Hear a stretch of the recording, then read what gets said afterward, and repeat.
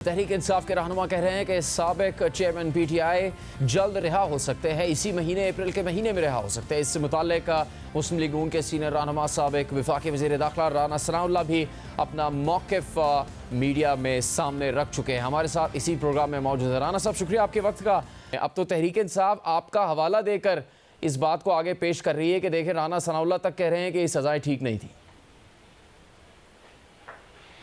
देखें, ये बात दुरुस्त है कि इन केसेस का जो ट्रायल है उसमें प्रोसीजरल लैप्सेस हुए हैं और इनको एडमिट किया है जो प्रोसिक्यूशन की तरफ से हमारे वकील थे अमजद परवेज़ साहब। वो बड़े ही सीनियर और बड़े जो है वो बड़े अच्छे पाए के वकील हैं वो।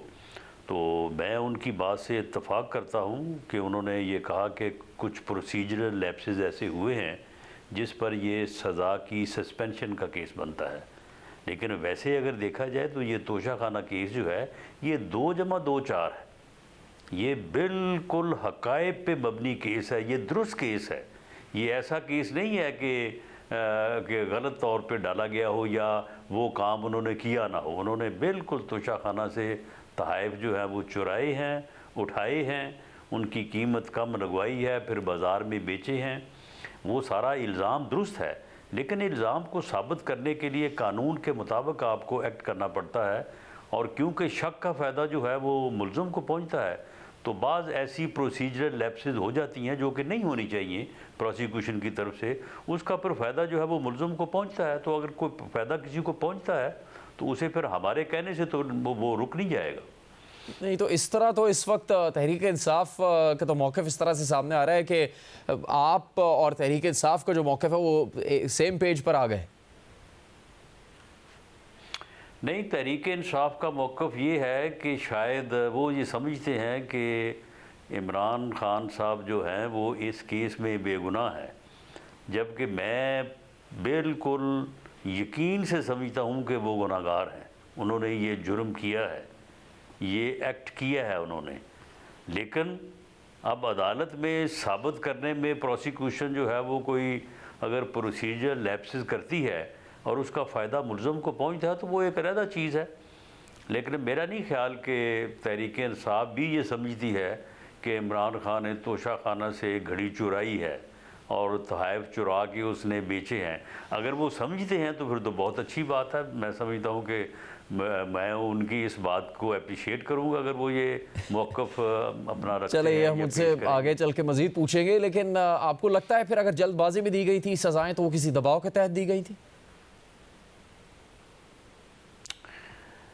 देखिए, अदालत डिस्ट्रिक्ट एंड सेशन जज लेवल की अदालत है और एक बड़ा सीनियर लेवल है। एक ऐसा जज जिसको ये इख्तियार हो कानून के तहत वो किसी को मौत की सज़ा भी दे सकता है।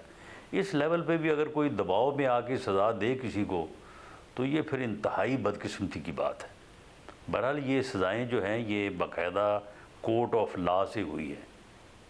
तो अगर किसी ने ऐसा किया है तो मेरा ख्याल है फिर उसे सामने आना चाहिए। तो जिस तरह बैरिस्टर गौहर कह रहे हैं कि इमरान खान साहब रिहा हो जाएंगे, इसी महीने रिहा हो जाएंगे, आपको भी लगता है ऐसा ही होगा? देखिए, अगर इन केसेस में उनकी सज़ाएं सस्पेंड होती हैं या उनकी बेल होती है तो ठीक है, रिहा हो सकते हैं, लेकिन केस जो है वो तो अपनी जगह पे बरकरार रहेंगे। राना साहब, अब आपकी जो बात की तरफ आता है, आपने कहा कि जो सज़ाएँ हुई इसका नुकसान मुस्लिम लीग नून को हुआ या ये नुकसान मुस्लिम लीग नून को पहुँचाने के लिए सज़ाएँ दी गई। तो ये तो इलेक्शन से पहले ही फिर पता लग नहीं गया था राना साहब? मुस्लिम लीग नून की पूरी क़यादत को फिर भी इलेक्शन में भी गए, जो अफराद जीते उन्होंने ओहदे भी हासिल किए। पंजाब में भी आपकी जमात की हुकूमत बन गई, वफाक में भी आप ही की जमात के सरबराह वज़ीर आज़म हैं। तो फिर इसका इदराक कब हुआ और किस वक्त पार्टी के कई रहनुमाओं ने ये सोचा कि किस तरह से इस इलेक्शन के नतीजे को तस्लीम करना चाहिए था, इलेक्शन में जाना चाहिए था या नहीं जाना चाहिए था? देखिए, ये आखिरी जो है वो 2 या 3 हफ्तों का जो अमल है जिससे मैं समझता हूँ कि 15-20% वोट जो कि जिसे हम अपनी ज़ुबान में फ्लोटिंग वोट कहते हैं, मैं समझता हूँ कि वो मुतासर हुआ है। और उसमें ये जो है वो इनके वो शोर पड़ा कि जी इनके कागजात रिजेक्ट हो रहे हैं, इनके प्रपोज़ल उठाए जा रहे हैं, इनके सेकेंडर उठाए जा रहे हैं। तो पहली बात तो ये है कि ऐसा होना नहीं चाहिए था। अगर ऐसा हुआ तो फिर इलेक्शन से बाहर तो कोई भी नहीं हुआ, सबके कागजात एक्सेप्ट हो गए। ऐसे ही खामखा इनको एक हफ़्ता जो है वो मशहूरी मिलती रही कि जी बड़ा जुल्म हो रहा है इनके साथ, इनके प्रपोज़ल उठा लिए हैं, इनके सेकेंडर उठा लिए हैं, इनके कागज़ छीन लिए हैं। ये बड़ी बात चली कि जी इनके कागजात छीन लिए गए हैं और इनको कागजात दाखिल नहीं करवाने दिए जा रहे, कागज़ इनके रिजेक्ट हो गए हैं। ऐसे ही एक महीना जो है वो मुफ्त में इनकी मशहूरी होती रही और उसके बाद सामने ये है कि सभी ने इलेक्शन लड़ा है, किसी का प्रपोज़ल नहीं उठाया गया, किसी का सेकेंडर गायब नहीं हुआ, किसी के कागजात जो है वो रिजेक्ट नहीं हुए और सब ने जो है वो इलेक्शन लड़ा। और इसी तरह से ये सज़ाएँ जो हैं ये क्योंकि आखिरी एक हफ़्ते में हुई हैं, तकरीबन 31 साल कैद की सज़ा जो है वो सुनाई गई। एक दिन 14 दिन, उसके 3-4 दिन बाद फिर 10 साल 14 साल, उसके बाद फिर 3-4 दिन बाद 10 साल, उसके फिर 2-3 बाद 7 साल, पूरा दिन जनाब रेड अलर्ट। और खान साहब जो है वो मीडिया की स्क्रीन पे छाए रहे।